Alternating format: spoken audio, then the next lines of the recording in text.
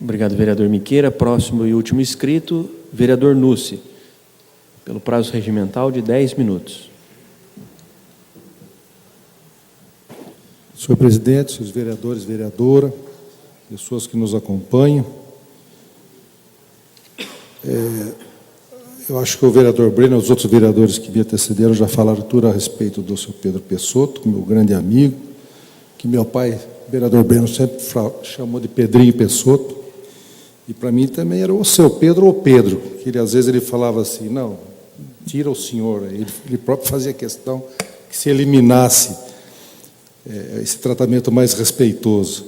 E realmente trabalhou comigo durante 1 ano e 6 meses aqui na Câmara, quando eu fui presidente. É uma pessoa que o vereador Breno e outros vereadores já disseram tudo a seu respeito, e que foi uma perda muito grande para a cidade, como cidadão, como político, enfim, como pessoa, como ser humano maravilhoso que o Pedro Pessotto foi. Uma coisa que o vereador Breno só não citou foi o seu trabalho frente à Santa Casa de Araras.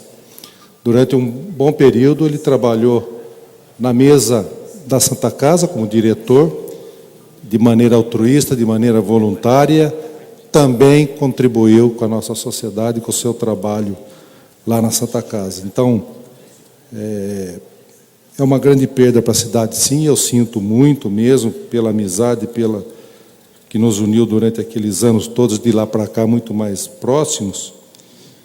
E a Olga e os filhos, enfim, a toda a família Pessotto, Araras perdeu um grande cidadão.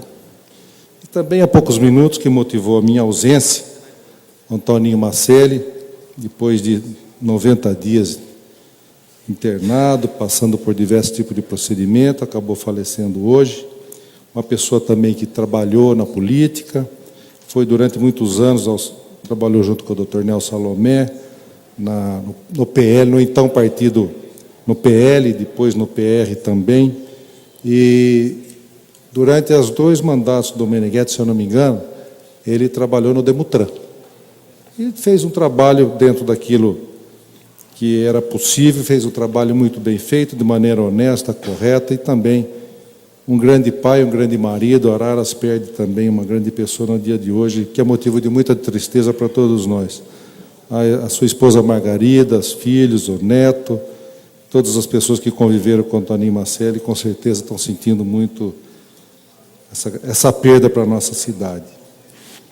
Eu gostaria de dizer ao vereador Bonezinho que ele fizesse uma pesquisa, por favor, que, se eu não me engano não, eu tenho certeza, existe uma lei que proíbe a privatização da SMTCA, assim como proíbe a privatização do sistema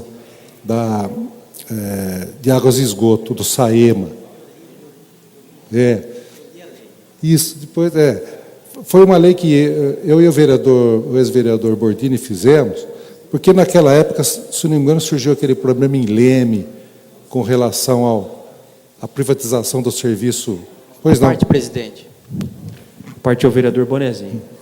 Perfeitamente, vereador Dr. Nucci. Até quando eu li o artigo 227, o fim do artigo até fala que é proibida realmente a permissão privada desses serviços. Isso. Eu estava lendo aqui a emenda dessa lei orgânica, é a emenda número 20, de 16 de maio de 2004, quando Vossa Exatamente. Excelência era vereador. Isso então, mesmo. é isso mesmo. Inclusive, eu li. Nós fizemos porque nós achamos que o transporte público ele tem que ser realmente um serviço público prestado à população e, se possível, até subsidiado, se é que a lei de responsabilidade fiscal permite. Porque nós entendemos da importância social do transporte público. As pessoas que utilizam, o trabalhador, a dona de casa, o estudante, tem que ter um transporte público de qualidade, e nos países mais adiantados do mundo o transporte público é subsidiado com certeza. Porque se consegue vários tipos de transporte público nas grandes cidades dos países adiantados, né? Você tem metrô, metrô subterrâneo, metrô de superfície, você tem ônibus, você tem o que a gente chamava de bonde, que hoje não se pode nem chamar de bonde, que são transportes muito modernos, sobre trilho, né? E Isso facilita a mobilização urbana e também não tem superlotação, a não ser nos horários de pico. Mas como existe muita variedade de transporte público, a oferta é grande, então já diminui esse problema, como nós estamos vendo em São Paulo acontecendo, a superlotação do metrô, né? Nós contamos hoje com 40 e pouco quilômetros de linha, enquanto qualquer cidade adiantada está em torno de 400 quilômetros, 380 quilômetros de linha de metrô, uma das maiores cidades do mundo, que é a cidade de São Paulo. Então, realmente é um problema que afeta as cidades de maneira geral, e é um investimento que deve ser feito com maior intensidade, sim, não só pelo município, que já arca com tanta despesa, como também pelo Estado e pelo governo federal. Mas, agora, isso não impede, vereador, também, de, nesses momentos de crise, que se privatize algumas linhas, privatize não, que se conceda algumas linhas no sentido até temporário ou em caráter de urgência, para que se possa dar um transporte melhor para todos. Nós já recebemos a informação que esse procedimento é um procedimento muito caro para o município, muito pesado para os cofres do município, mas eu acredito que, se houver a colaboração, conversar com o Ministério das Cidades a respeito disso, quem sabe a gente consegue uma solução mais rápida com relação a essa crise que nós estamos vivendo hoje.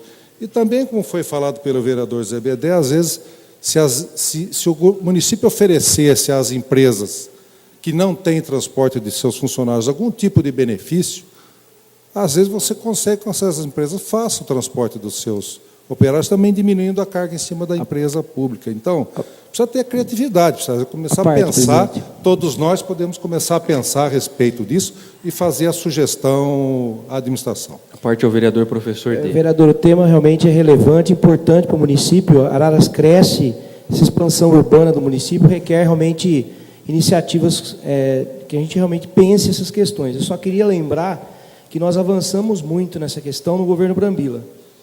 Eu, como professor da rede pública estadual, acompanhei durante muito tempo alunos chegando atrasados por questão de ônibus quebrando. A gente precisa ter essa lembrança histórica. Houve uma melhora, sim. Houve uma melhora significativa. É claro que o problema realmente existe e é um problema... é pontual, né? A questão dos horários de pico. O prefeito já se realmente prontificou a buscar essa solução, e realmente é uma população que necessita de serviço. Mas houve avanços significativos. A gente precisa lembrar antes a situação dos ônibus, hoje realmente está numa situação melhor. O senhor tem razão. E com relação ao problema dos buracos, e aqui até falado por um dos vereadores a respeito do assoreamento lá no Jardim dos Ipês, esse procedimento já está sendo efetuado. Vocês olharem, é que não se consegue fazer na mesma velocidade, porque os buracos aparecem principalmente após as chuvas, como aqui foi falado pelo Miqueira, que realmente é um problema sério. O tapa-buraco resolve na hora, mas não resolve, né? A verdade é essa. O ideal seria a completo recapeamento dessas vias públicas, para que se impermeabilize.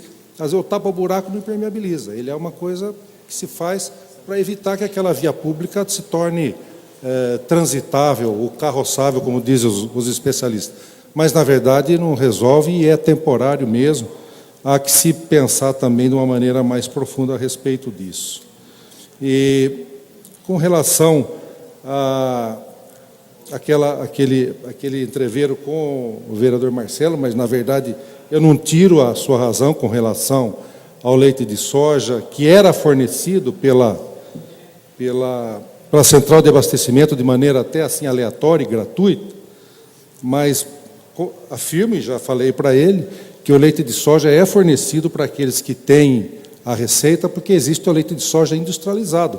A Secretaria de Saúde não depende do leite de soja da central de abastecimento para oferecer para aquela criança que tem alergia, enfim, para aquela pessoa que necessita do leite especial. Existe o leite de soja industrializado, basta que se faça a receita, a indicação médica, que se comprova a necessidade, que a Secretaria de Saúde fornece qualquer tipo de leite, inclusive o de soja. Só não é mais realmente oferecido, como o senhor se referiu, aquele leite que era servido de maneira indiscriminada a todos os cidadãos, que era produzido lá na central. Mas você sabe que essa produção trouxe problemas, assim como a questão da alimentação infantil.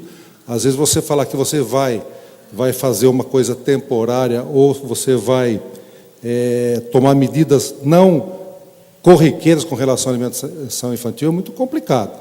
Você tem que pensar muito bem naquilo que vai ser oferecido, e é lógico, a obrigação da nutrição fornecer um substituto se naquele momento ela não tem aquele produto necessário.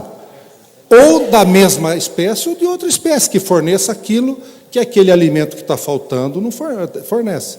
Não necessariamente precisa ser da mesma maneira, precisa ser do mesmo tipo de produto, pode ser substituído por outro, né? E eu faço também, vereadora Nete, com relação a isso, um minutinho mais, só, presidente, mesma coisa com relação à saúde quando se faz licitação.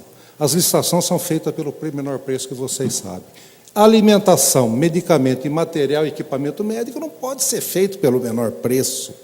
Esse é o grande problema. Então, se compra medicamento mais barato que existe, equipamento médico mais barato que existe, e se compra comida o mais barato que tem. É um risco muito grande que nós corremos. Alguma coisa tem que ser pensada também nesse sentido, de se evitar que se compre o mais barato nesses setores. Muito obrigado.